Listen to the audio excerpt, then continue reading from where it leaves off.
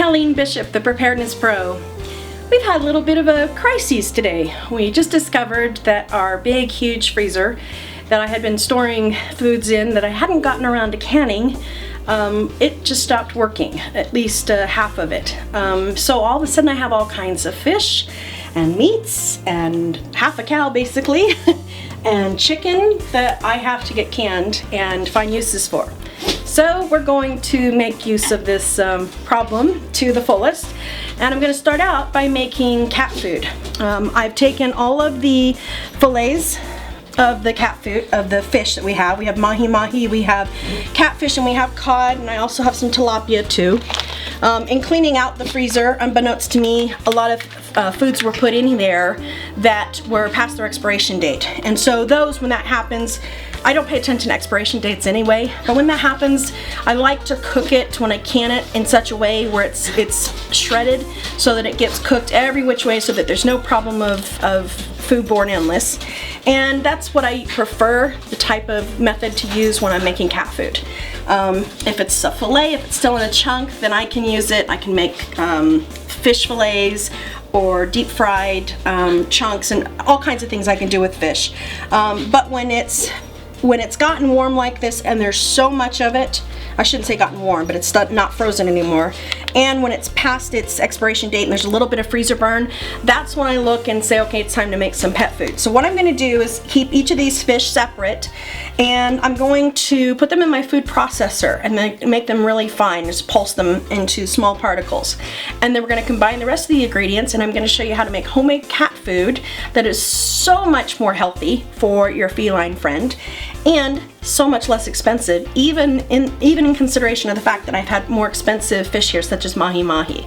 So we'll be back in just a second. Now I'm just going to put the mahi-mahi fish in my food processor, and I'm going to do this for each of the different fish. I'm going to keep the flavors separate. Just a couple pieces in there should be enough.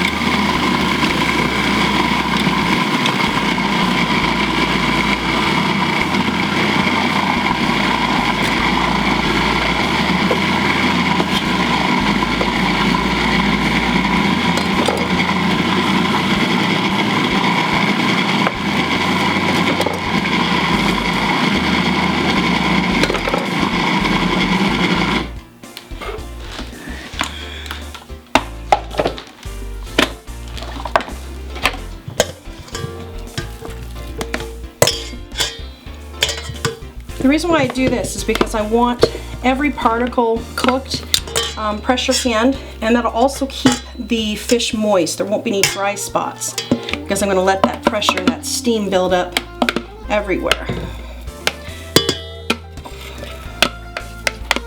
Okay, we're almost done, so I'll keep finishing this up and we'll come right back.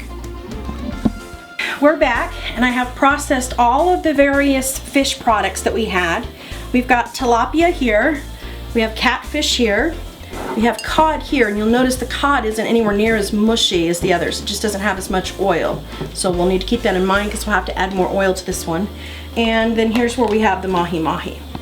So now what we're going to do is we're going to combine different flavors with each of the fish. And the best way to do that is really on a sheet pan, I've discovered, because I don't really use measurements so much as I know I want about 70 to 80% of the cat food mixture to be protein, and then the rest I can add some quality carbohydrates and a little bit of fiber with a little bit of oil. So I only have that 20% to work with.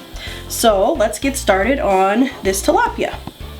So I'm just going to spread out the mixture nicely here, again, just so I can be visual.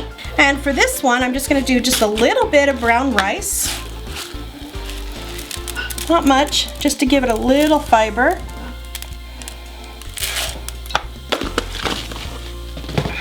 And I'll do a little bit of coconut oil, because you want an oil that's good quality, but also that it can handle the heat. The last thing you want is to put something that's going to turn rancid into your pet's food. In fact, that's one of the reasons why I started canning my own pet food, is when I realized where the pet food comes from. I mean, it just comes from things that they're not fit for anybody to eat. Not even fit to to be chemicals, in my opinion. They're just awful. The awful diseased carcasses, plastics get put in, just all kinds of yucky things that I just don't want my pet eating. I mean, she's our family member. She's got quite the personality, but she's still family. You know how that goes. All right, and then I'm just gonna put just a little bit of some black beans in here. And these are dry. I don't need to worry about that though, because I'm gonna be putting them in the canning jars, and that's going to be like each canning jar is like its own little pressure cooker. So this is an easy way to mix this all up. Or you could do this with a dough blender too. Or you could just get your fingers in there and mix it all up nice and neat too. Probably want just a little bit more coconut oil.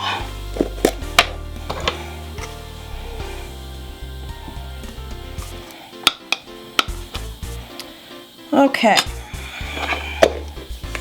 And then just gonna blend that up, put a little bit of salt in there. I always want to use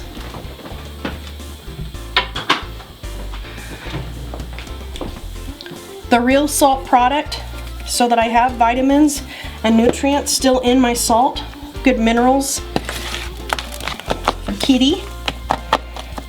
Okay, we definitely have a good mixture here. I'm probably at 90% protein right now, so let's just add them.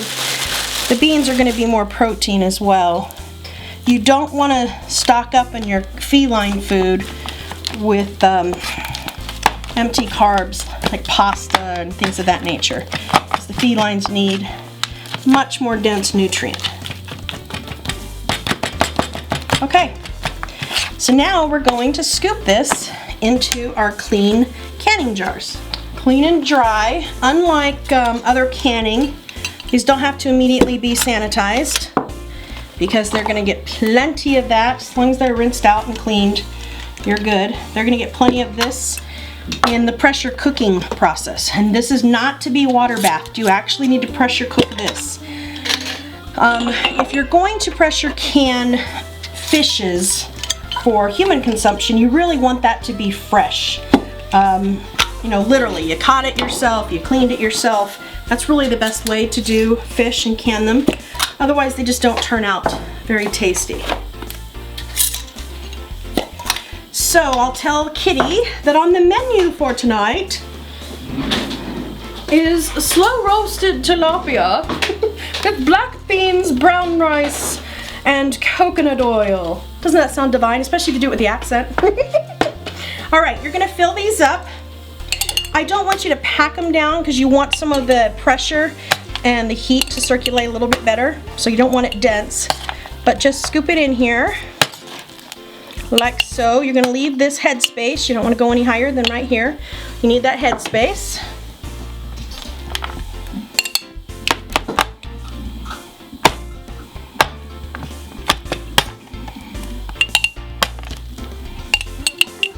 So.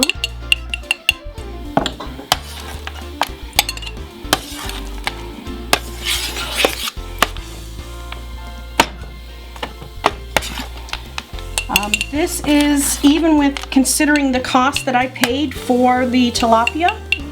I got it at Costco originally. Take a little out of that. This is an average of 40 cents per jar, and which is a heck of a lot better than what you will get at the pet food stores. Typically you'll get that on a deep discount with a coupon, but you have no idea what's in there, or better yet, what isn't in there too, because that's important too, that we nourish our pets. When I first started canning cat food, I used to just label it cat food or dog food, but since then I have learned to write what type of protein is in there, because just like us human beings, pets who are well cared for know how to get a little appetite fatigue. So say tilapia again? I just had that for breakfast. All right, just about finished here. Our last jar. And of course, you're going to want to center the lid on here. Okay, we are going to add just a little bit of moisture to this. And the reason being is because we've got to have enough moisture to cook the beans and the brown rice that I put in that was just dry. So I'm just going to put a little bit of water in each of these. You want filtered water, definitely not tap water. And I don't really care so much about the air bubbles. I'm just putting enough moisture in here so that I can properly cook during the pressure canning process. The green bean, or the black beans, and the brown rice. So we're good.